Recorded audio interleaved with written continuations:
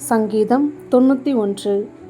உன்னதமானவரின் மறைவில் இருக்கிறவன் சர்வ வல்லவருடைய நிழலில் தங்குவான்.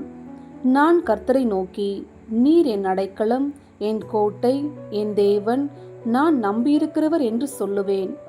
அவர் உன்னை வேடனுடைய கண்ணிக்கும் பாழாக்கும் கொள்ளை நோய்க்கும் தப்புவிப்பார். அவர் தமது சிறகுகளாலே உன்னை மூடுவார். அவர் செட்டைகளின் கீழே அடைக்கலம் புகுவாய். அவருடைய சத்தியம் உனக்கு பரிசையும் கேடகமும் ஆகும்.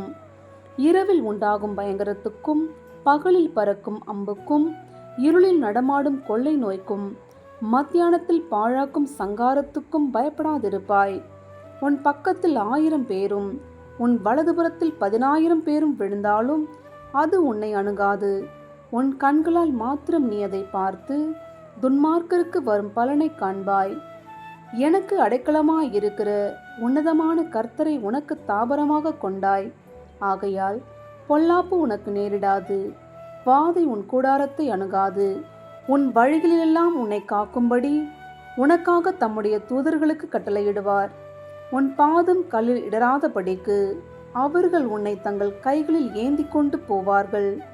சிங்கத்தின் மேலும் விரியன் பாம்பின் மேலும் நீ நடந்து பாலசிங்கத்தையும் வலு சர்ப்பத்தையும் மிதித்து போடுவாய். அவன் என்னிடத்தில் வாஞ்சியாயிருக்கிறபடியால் அவனை விடுவிப்பேன். என் நாமத்தை அவன் அறிந்திருக்கிறபடியால் அவனை உயர்ந்த அடைக்கலத்திலே வைப்பேன். அவன் என்னை நோக்கி கூப்பிடுவான், நான் அவனுக்கு மறு உத்தரவு அருளிச் செய்வேன். ஆபத்தில் நானே அவனோடு இருந்து அவனை தப்புவித்து அவனை கனப்படுத்துவேன். நீடித்த நாட்களால் அவனை திருப்தியாக்கி என் இரட்சிப்பை அவனுக்கு காண்பிப்பேன்.